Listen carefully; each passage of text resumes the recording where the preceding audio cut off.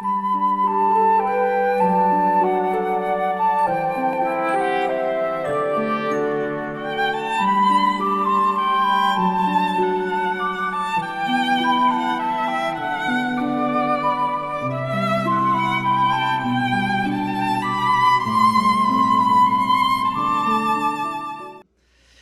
잠언 4장 23절과 23장 7절 다 같이 23장 7절 상반절 다 같이 일어나서 하나님 말씀 같이 봉독하도록 하겠습니다.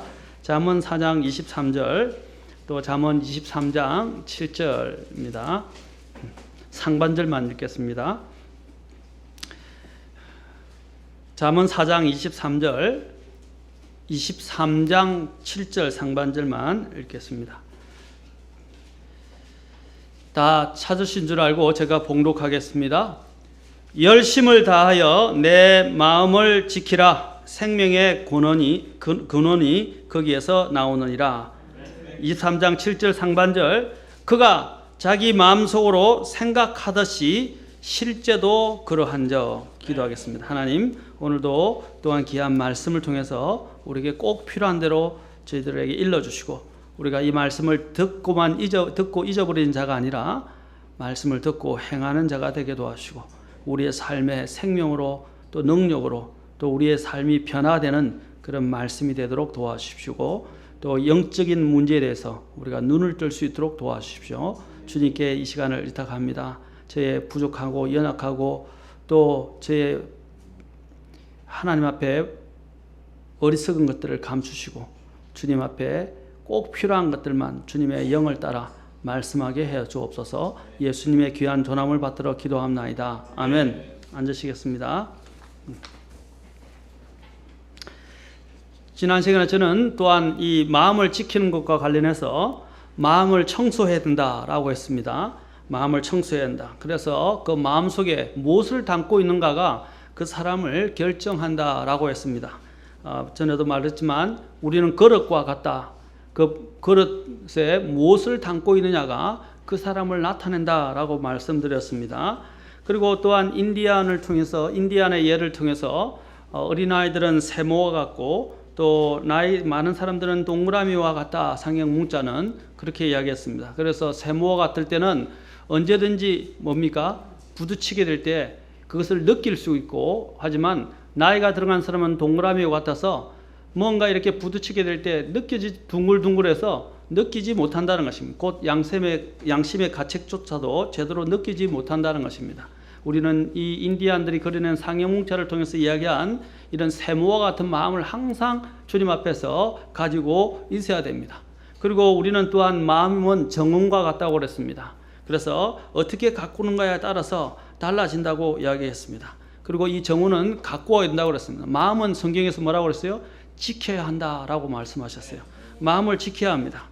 이 마음을 지키기 위해서 우리가 꼭 필요한 게 뭐냐면 주님께서 말씀하신 대로 우리의 마음이 어디에 있는가가 제일 중요해요.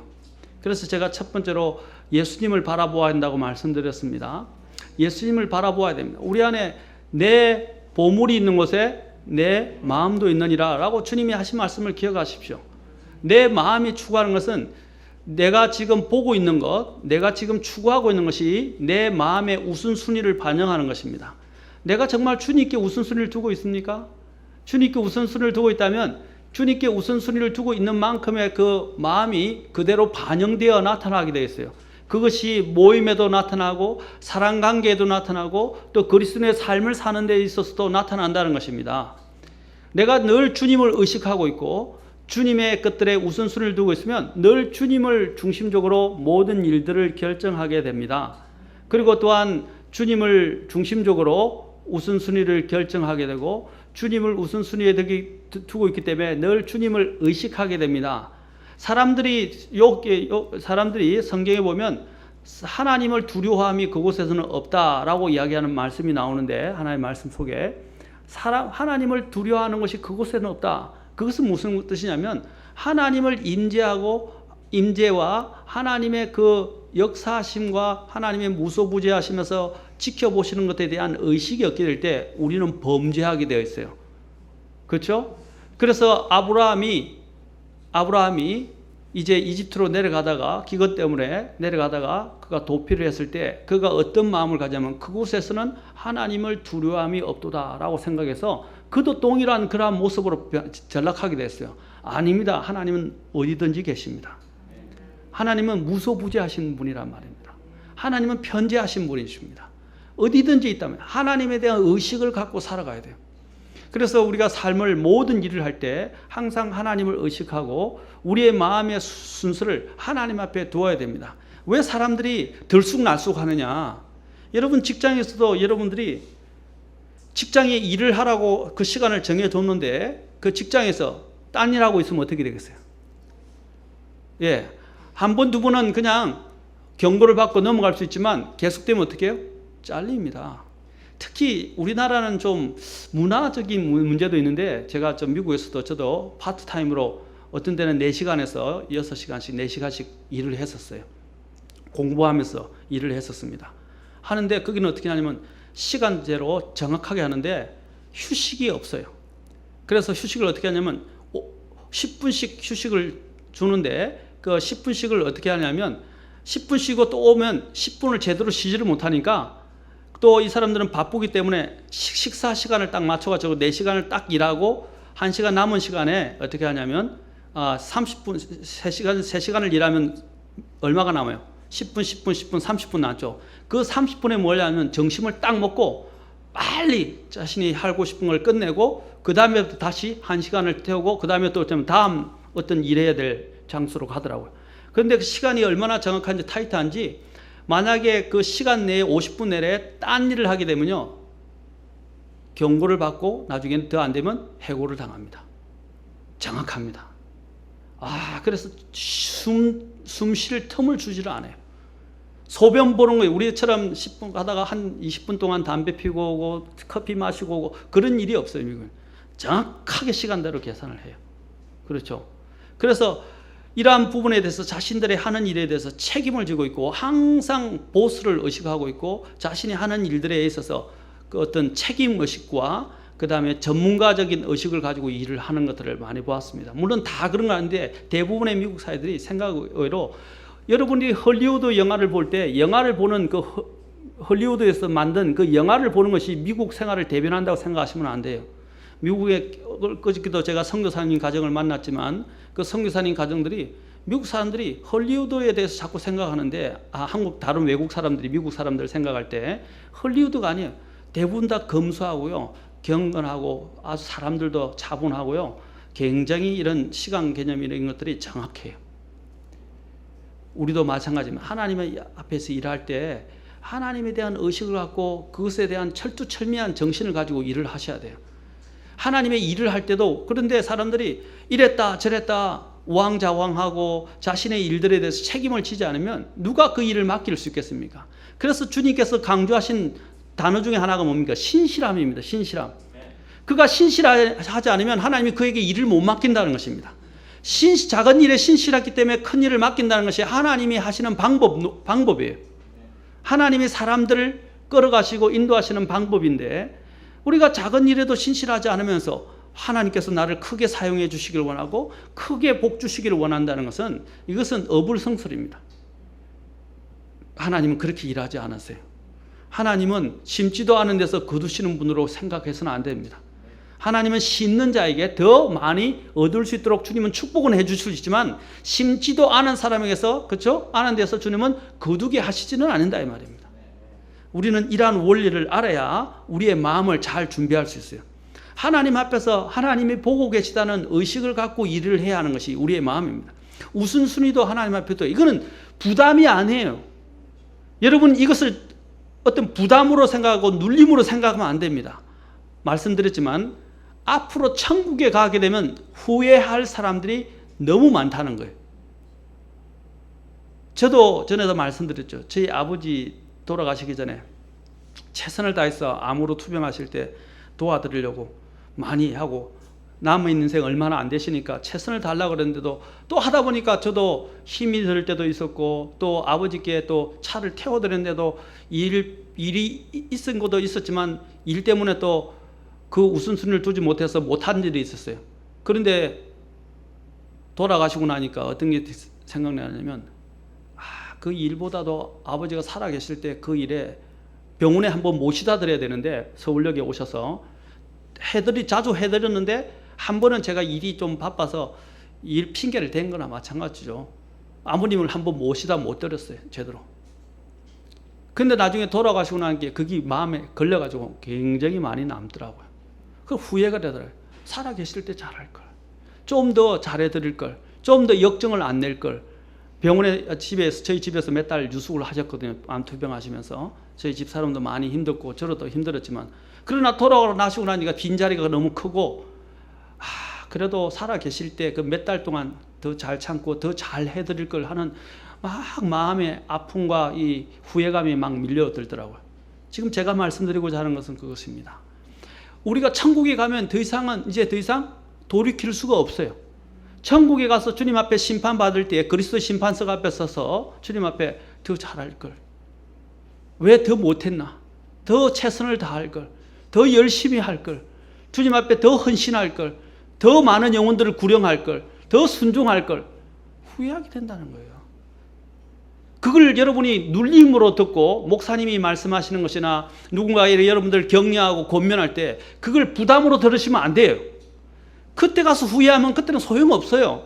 이미 모든 게 결정되어 버렸어요. 저도 아버지가 돌아가고 나신 다음에는 더 이상 어떻게 할 수가 없어요. 마찬가지로 여러분들이 하나님 앞에 딱 서고 나면 더 이상은 어떤 것을 할 수가 없어요. 왜냐하면 지금의 이 삶이 영혼을 결정짓기 때문입니다. 그러니까 그걸 부담으로 듣지 말라 말입니다. 기회가 있을 때 두드리라 라고 이야기했어요. 맞습니까? 기회가 있을 때 영어 속담도 있지 않습니까? 태양이 쬐을 때 쇠를 두드리라 하는 말씀이 있어요. 그렇죠? 그것을 기회가 있을 때 기회를 활용하는 거예요. 하나님이 우리에게 이런 인생의 기회를 주시고 하나님을 섬길 기회를 줬을 때 우리가 하나님 앞에 드리는데 그것이 어디에 달려있느냐면 마음에 달려있다는 거예요. 여러분이 마음이 어디에 두고 있느냐에 따라서 여러분이 그것을 하나님 앞에 드릴 것인지 아니면 세상의 것들에 내가 매여서 살 것인지를 결정할 수 있어요.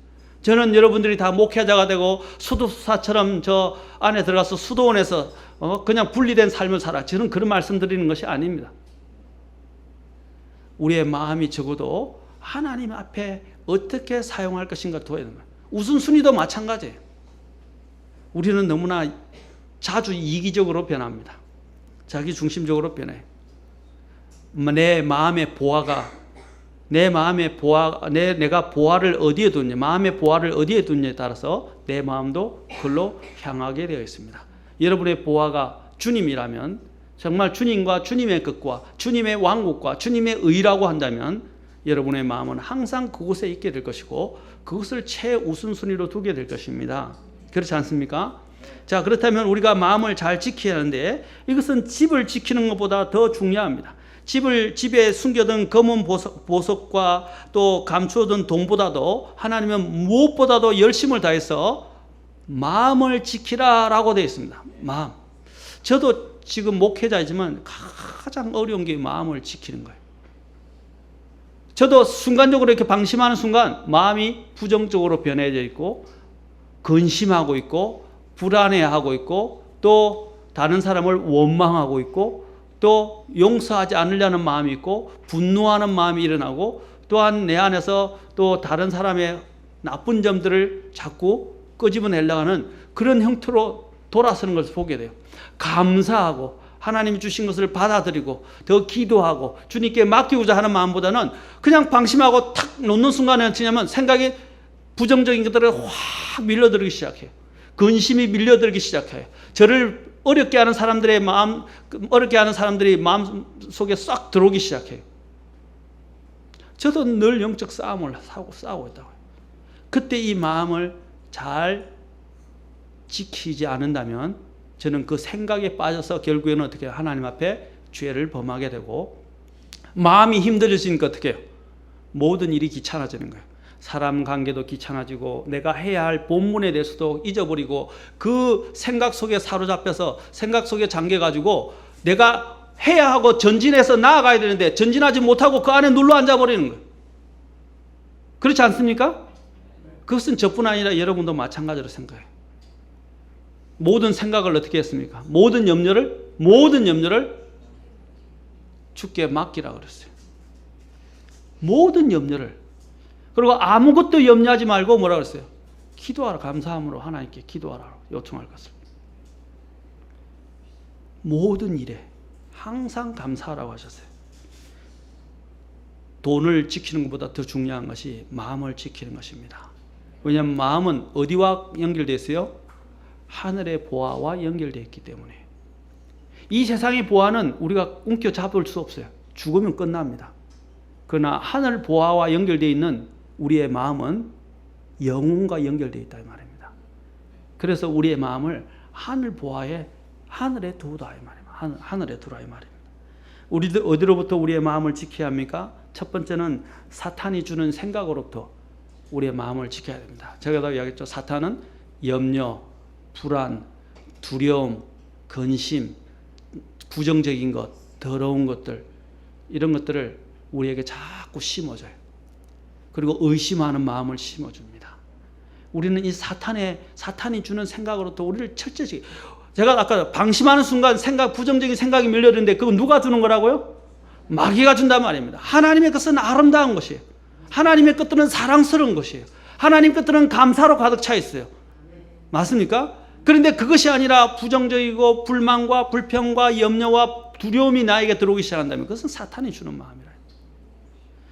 항상 우리의 마음을 사탄이 틈을 타서 들어오지 못하도록 어떠한 부분의 구멍도 이런 틈도 여러분 벌리지 말아야 돼요.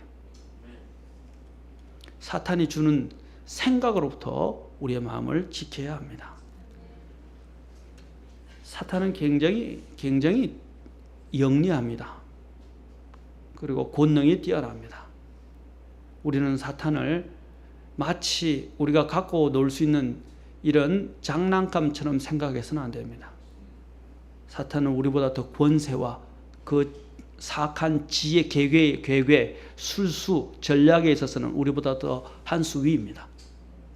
사탄은 죽지 않은 채 6,000년 동안을 인간을 다뤄왔어요. 그리고 하나님께 정면 대적하려 했던 자입니다. 인간을 6,000년 동안 얼마나 많은 인간들이 있었어요. 그 인간들을 어떻게 해요? 다 오랫동안 지켜보면서 다루어왔어요. 그래서 인간의 생리를 잘 알아요. 잘 압니다. 그렇지 않아요?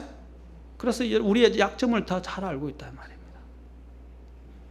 우리는 그러한 사탄의 괴기에 우리는 말려들지 않기 위해서는 너희가 사탄의 괴기를 모르는 바가 아니로다 라고 사도 바울이 이야기했어요.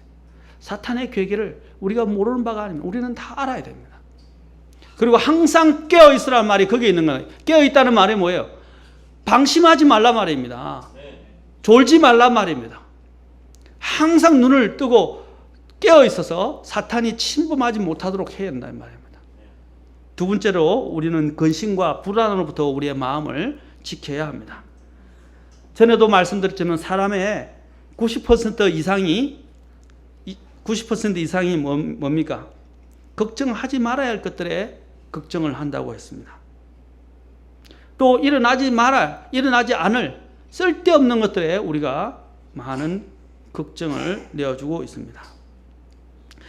90%의 사람이 근심 불안 때문에 조금씩이라도 이런 정신질환을 갖고 있다고 합니다. 그런 것들이 심화되면 이제 이 정신질환적인 이런 병이 이제 악화되어지는 것입니다. 그것들이 어디서 오는 것입니까? 근심과 불안과 욕망 때문에 생기는 것입니다. 내 안에 있는 욕심 때문에 생기는 거예요. 내가 하고 싶은 게 안 되니까 어때요? 분노하고 화가 나고 불안해하고 초제하고 그러니까 어떻게 해요? 죄를 범하게 되는 거예요. 불안해하고 두려워하게 되는 것입니다. 디모데후서 1장 7절에서 뭐라고 말씀하십니까? 하나님께서는 우리에게 두려움의 영을 주지 아니하시고 권능과 사랑과 건전한 생각의 영을 주셨느니라. 하나님께서는 우리에게 두려움의 영을 주시지 않았다고 그랬어요. 권능, 사랑, 건전한 생각의 영을 주셨다. 아멘. 하나님의 완전한 사랑은 우리 안에 들어오면 어떻게 한다고요? 들어오면 모든 우리의 두려움을 내어 쫓는다 그랬어요. 하나님의 사랑이 내 마음을 녹이고 가득 차게 하십시오. 그렇죠? 그러면 여러분의 두려움과 불안을 다 몰아냅니다. 아멘. 그래서 성경에서 두려워하지 말라라는 말이 365번 기록되어 있어요. 그것은 무엇을 말하는 것입니까? 매일 하루 매일매일 하나님께서는 살면서 근심하지 말고 두려워하지 말라고 말씀하시는 것입니다. 모세가 이집트를 탈출해 나올 때에 앞에는 홍해가 가로막혀 있었고 뒤에는 이집트의 군사들이 그들을 죽이려고 달려오고 있었습니다. 말발굽 소리가 타다닥 하고 또 마차 병거 소리가 막 굴러오기 시작할 때 그들은 정말 죽을 것만 같았습니다. 그러자 모세가 지팡이를 들어 가리킬 때 바다가 갈라지게 됐고 그들 이스라엘 백성이 육지처럼 건너게 되었고 결국 이집트 군사들은 바다에 수장되고 말았습니다. 전체가 다 어떻게 해요? 진퇴양난의 상태에 빠져 있었어요. 그럴 때 그들이 바라본 것은 무엇입니까? 하나님의 약속밖에 없었어요. 그 약속을 믿고 모세가 하나님의 말씀을 의지하여 지팡이를 들고 물을 내리치자 홍해가 갈라지게 되었고 이스라엘 백성들을 하나님이 인도하셨던 것입니다. 이스라엘 백성들을 불러내신 분이 누구이십니까? 하나님이십니다. 그러면 하나님이 우리에게 약속을 주셨고 그 약속 안에서 우리를 끌어가시겠다고 또한 책임지시겠다고 약속하셨다면 우리가 신뢰하고 우리의 모든 불안, 아까 말씀드린 앞에는 홍해, 건널 수 없는 홍해가 있고 뒤에는 이집트의 말발굽 소리가 들리기 시작할 때 얼마나 불안했겠어요. 근데 그들이 붙잡을 수 있는, 특히 믿음의 사람 모세가 할 수 있는 것은 무엇입니까? 이렇게 생각해요. 내가 이 지팡이를 하나 가지고 이걸 치면 진짜 물이 갈라질까? 이 말도 안 돼. 이제 우리는 죽었다. 막 불평과 불안에 떨을 수 있었어요. 그러나 모세는 어떻게 했습니까? 하나님의 약속의 말씀에 따라서 명령에 따라 그대로 순종하실 때 하나님이 기적적으로 홍해를 가르셨다는 사실입니다. 이게 진짜 믿음이에요. 진짜 믿음은 머리로 아는 게 아니고요. 실제 삶을 통해서 딱 부딪히게 되었을 때 그 삶에서 나타나기 시작하는 거예요. 진짜 어려울 때 내가 하나님의 말씀을 붙잡는가 안 잡는가, 그게 내 마음을 하나님이 테스트한다 이 말입니다. 내 마음이 어디에 있는가를 나타내 보여주는 거예요. 내 마음이 어디에 있습니까? 진짜 현실적인 여러분 앞에 문제가 생겼을 때, 선택의 문제가 생겼을 때 내가 어디에 마음을 두고 있는가가 그때 결정된다 이 말입니다. 환경을 보고 절망하지 말고 눈으로 보이는 대로 판단하고 근심하지 말고 하나님을 바라보고 하나님의 약속을 붙드시기 바랍니다. 그리고 붙들고 마음을 다하여 하나님 앞에 기도하십시오. 그러면 됩니다. 그래서 이사야서 진퇴양난에 빠졌을 때 제가 전에 설교했죠. 이사야 40장을 가지고 설교했어요. 이스라엘 백성들이 앞으로나 또 뒤를 돌아봐도 앞을 봐도 사방을 둘러봐도 절망이에요. 전부가 절망이었어요. 그래서 이사야 40장에서 그 절망 가운데서 하나님이 약속과 소망의 메시지를 주는 것입니다. 그렇죠? 이사야 39장까지는 완전히 전부 절망이에요. 심판이. 그런데 40장에서는 급전환해요. 40장은 뭐와 같다 그랬어요? 이사야에서 신약과 같다 그랬어요. 하나님이 새로운 소망을 주시는 것입니다. 이사야를 통해서. 40장에서 그래서 하나님이 새로운 소망을 불러주시면서 41장 10절에서 뭐라고 말씀하십니까? 41장 10절 봅시다. 이러한 진퇴양난, 정말 앞으로도 모든 이런 어려운 상황 가운데서 하나님께서 이스라엘 백성들에게 주시는 강한 약속의 말씀이 이사야서 40장 마지막 절에도 나오고 41장 10절에서도 나옵니다. 그래서 40장 마지막에서도 뭐라고 그랬습니까? 31절 오직 주를 우러러 바라는 자들은 자기 힘을 회복하리니. 자, 이렇게 약속을 하셨어요. 그 다음에 41장 10절 같이 읽도록 합시다. 41장 10절 시작. 너는 두려워하지 말라. 내가 너와 함께 하느니라. 놀라지 말라. 나는 내 하나님이니라. 내가 너를 강하게 하리라. 참으로 내가 너를 도와주리라. 참으로 내가 내 의의 오른손으로 너를 떠받쳐 주리라. 하나님이 이러한 진퇴양난에 빠져있는, 진퇴유곡의 상황에 빠져있는 이스라엘 백성들에게 약속의 말씀을 주십니다. 주를 우러러 바라는 자는 자기 힘을 회복할 것이다. 그리고 주님이 10절에서 두려워하지 말라. 누가 함께 한다고요? 내가 주인 내가 너와 함께 한다 라고 말씀하셨어요. 나는 내 하나님이다 라고 주님이 선언해 주시는 것입니다. 아멘. 우리는 어떠한 것도 두려워하지 말아야 됩니다. 불안과 근심, 아까 모든 근심을 뭐라고 그랬어요? 모든 염려를 주께 맡기라. 그 다음에 세 번째로는 우리는 죄로부터 우리의 마음을 지켜야 합니다. 첫째는 사탄으로부터, 사탄이 주는 생각과, 그렇죠? 두 번째는 근심과 불안으로부터. 물론 사탄이 많이 근심과 불안을 줘요. 그렇죠? 근심과 불안. 세 번째로는 죄로부터 우리의 마음을 지켜야 합니다. 영적으로 해롭고 육신의 건강에도 해로운 것들, 바로 또한 우리의 정욕을 불러일으키는 것들, 이런 것부터 우리의 마음을 지켜야 됩니다. 여러분, 뱀의 독보다도 더 무섭고 또한 사람을 찢겨 죽이는 사자보다도 더 무서운 것이 죄입니다. 죄는 정말 영혼에까지 우리를 끌고 가요. 맞습니까? 죄는 여기 있는 이 뱀의 독은 이 세상의 삶에만 연관되어 있지만 죄는 영혼에 연결되어 있어요.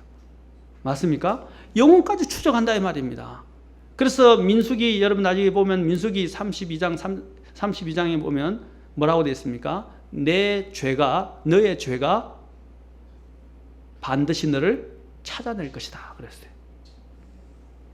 Your sin surely shall find you out. 너의 죄를 죄가 너를 반드시 찾아낸다 그랬어요. 죄는 끝까지 우리를 추적해요. 우리는 죄 지었던 것을 잊어버릴 수 있죠? 죄는 안 잊어버립니다. 반드시 영혼 앞에, 하나님 앞에 섰을 때 죄가 어떻게 한다고 우리를 찾아낸다 이 말입니다. 무서운 죄가 어디서부터 시작되는 것입니까? 마음에서부터 시작되는 것입니다. 마음에서부터. 욕심이 잉태하면 죄를 낳고 죄가 완료되면 사망을 낳는다 그랬어요.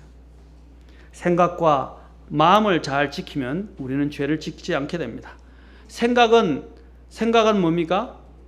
생각은 행동을 낳는 씨와 같습니다. 씨앗과 같습니다. 죄를 짓지 않기 위해서는 무엇보다도 마음을 지켜야 합니다. 왜냐하면 주님께서 그 열매로 그 나무를 안다 그랬어요. 주님이 그러면서 뭐라 했어요? 나무가 좋으면 어떻게 해요? 그 열매도 좋다 하든지, 나무가 썩게 하고 그것의 열매도 썩게 하든지 하라라고 말씀하셨어요. 그 사람의 안에 있는 것들이 그 사람을 그대로 나타낸다 이 말입니다. 그 안에 있는 마음에 품은 죄가 우리도 모르게 드러나게 되어 있어요. 그래서 마태복음 12장 35절에서는 선한 사람은 마음에 선한 보고에서 선한 것들을 내고 악한 사람은 악한 보고에서 악한 것들을 내느니라 라고 하셨습니다. 내 마음에 무엇을 품고 있느냐, 아까도 말씀드렸는데 내 마음에 무엇을 갖고 있냐가 굉장히 중요하다 이 말입니다. 우리가 알고 있는 예수님을 배반한 가롯 유다를 보십시오. 그는 차라리 태어나지 않았더라면 더 좋았을 것이다 라고 이야기했습니다. 그가 이러한 예수님을 팔아버린 그 죄는 어디서부터 시작된 것입니까? 그의 생각 속에서 시작되었어요. 그는 마귀가 주는 생각에 빠져 있었어요. 그 안에 욕심이 마귀가 주는 생각에 의해서 어떻게 딱 둘이 맞아 떨어지게 된 거예요. 그는 원래부터 도둑이었죠. 그리고 마음속에 훔치려고 하고 탐닉하고자 하는 마음이 있었어요. 사탄이 어떻게 했어요? 그래서 예수님을 언30에 팔아버릴 생각을 집어넣으니까 어떻게 해요? 딱 두 개가 합해져서 팔아버린 거예요. 눈이 세상에 좀 더 많이 받지. 달란트를 받든지, 그렇죠? 달란트를 받든지 해야지. 30에다 팔아버려요. 언30에. 참. 이 생각이, 제 같으면 몇 달란트를 달라 그래가지고 예수님을 넘겨줬겠어요. 그러면 안 되지만, 그렇죠. 큰일 날 소리지만, 그렇죠. 아니, 그 정도로 이 사람이 돈에 눈이 어두면요. 적고 많음이 아니라 마음이 팔려버린다 이 말입니다. 제가 말하는 요지는 그거예요. 언30에 예수님을 팔아버렸어요. 왜냐하면 그 안에 있는 주님이 뭐라 해서 주님이 그를 언급하실 때 그는 도둑이뿐 아니라 마귀다 그러셨어요. 그는 마귀로 가득, 그 안에 마음이 가득 차 있었어요. 실제로 그는 마귀였어요. 마귀가 그를 완전히 지배해버리고 그는 그 생각 위에는 다른 생각을 하지 못하도록 그 생각이 마비되어 버렸습니다. 여러분, 죄가 그래. 죄는 우리 안에서 싹이 트기 시작하면 우리를 마비시킵니다. 다른 생각을 하지 못하도록 그 죄에 사로잡히게 만들어요. 죄는 강력하고 무서운 것입니다. 제가 말씀드렸죠. 아까 독은 이 땅에서만 끝나지만 독사의 독은, 죄라는 독은 영혼까지 연결된다 이 말입니다. 지옥까지 끌어간다 이 말입니다. 그래서 우리는 주님이 말씀하신 경고를 들으셔야 합니다. 이사야서 55장 7절 잠깐 같이 보도록 합시다. 이사야서 55장 7절에 보면 주님께서 이제 우리가 어떻게 해야 하는지 이야기를 하고 있습니다. 이사야서 55장 7절 보십시오. 자, 55장 7절. 자, 우리가 이러한 생각으로부터 우리를 지키기 위해서, 우리에게 특히 죄된 생각으로부터 우리를 지키기 위해서 우리가 해야 하는 일을 55장 7절에서 이야기합니다. 같이 읽겠습니다. 시작. 사악한 자는 자기 길을 버리고 불의한 자는 자기 생각을 버리고 주께로 돌아오라. 그리하면 그분께서 그에게 긍휼을 베푸시리라. 우리 하나님께로 돌아오라. 그분께서 풍성하게 용서하시리라. 뭐라고 했어요? 사악한 자는 그 자기 길을 버리라. 불의한 자는 뭘 또 버리라고요? 생각을 버리라. 자기 생각을. 그리고 주께로 돌아오라 라고 말씀하십니다. 먼저 해야 할 일은 뭡니까? 먼저 자기 길과 자기 생각을 버리고 주 하나님께로 돌아와야 한다는 것입니다. 그렇게 될 때 생각을 버리는 게 굉장히 중요해요. 제가 전에 말씀드린 로마서 12장을 통해서 이야기했죠. 세상에 동화되지 말고 그랬어요. 마음을 새롭게 함으로 변화를 받아요. 여기 생각을 버리란 말이 그거. 생각을 새롭게 해요. 변화를 받아서, 마음이 변화를 받아서 생각이 새롭게 되어져야 돼요. 에베소서와 골로새서 제가 읽었죠. 어떻게 했어요? 우리가 옛사람의 이전 행실을 벗어버리고, 그렇죠? 생각의 영 안에서 새롭게 되어요. 제가 굉장히 강조를 많이 합니다. 생각. 이 생각이 감정에 영향을 주고 이 생각이 또한 마음에 영향을 줘서 어떻게 해요? 결국 그것이 행동으로 말로 나오게 되어 있어요. 불의가 다 이 마음에서부터 시작된다면 마음이 변화를 받으셔야 돼요. 마음이 진짜로 변화를 받아야 돼요. 자, 예수님을 믿을 때 우리에게는 하나님이 새로운 영을 주시고 새로운 마음을 주셨습니다. 아멘. 그러나 그것이 전부가 아니에요. 아까 거기서 끝나는 게 아니라 이 말입니다. 이제 그 마음을 주님이 주셨다면 그것을 어떻게 해요? 계속 순종의 훈련을 통해서 개발해야 돼요. 이제 이 옛 육신의 이 생각들과 옛 생각들과 습성들을 완전히 다 몰아낼 때까지 몰아내도록. 자, 여러분 보십시오. 내 안에 이제 공이 있어요. 튜브를 넣었어요. 튼튼하게 튜브를 새로 갈았어요. 여러분 타이어가 빵꾸 나면 타이어를 갈죠? 그럼 타이어가 갈았지만 타이어가 어느 정도 있지만 타이어 압이 완전합니까? 안 합니까? 차가 굴러가기는 위험해요. 그래서 어떻게 해요? 밸런스를 맞추는 게 있어요. 밸런스를 맞춰야 돼요. 밸런스를 딱 맞춘 다음에 어떻게 해요? 제대로 밸런스가 잘 제대로 들어간지 그게 다 맞춰졌는지 딱 보고 그 다음에 공기를 그 적정 압을 딱 맞춰서, 그렇죠? 그 다음에 돌립니다. 그래야 차가 든든하게 걸려요. 그 말은 뭡니까? 안에 하나님이 튜브가 터지지 않는 튜브를 주셨다는 말이 새 안에 새 영을 주셨다고 생각하시면 돼요. 근데 이것이 어떻게 해요? 내 안에 튜브가 들어왔어요. 이제 건강한 튜브가 들어왔어요. 타이어 빵꾸가 나서, 펑크가 나서 건강한 튜브로 교체를 했어요. 자, 교체를 하고 난 다음에 어떻게 한다고요? 거기다가 바람을 넣어야 되잖아요. 그래서 압이 착착착착 하면서 어떻게 해요? 타이어를 팽팽하게 몰아내잖아요. 맞습니까? 축구공도 마찬가지 아닙니까? 튜브에다가 공기를 열어서 공기가 딱 돼야 공이 적정하게 칠 수가 있죠. 예? 우리 형제님도 탁구 치다가 약간이 깨진 소리가 나고 이게 적정하게 땡땡 소리 나면 가감없이 밟아버리더라고요. 예? 저는 아깝더라고요. 그것까지 장난감이라도 치고 뭐 애들 놀게 하면 되는데 그냥 사정없이 이런 걸 버려야 된다고 밟아버리더라고요. 예?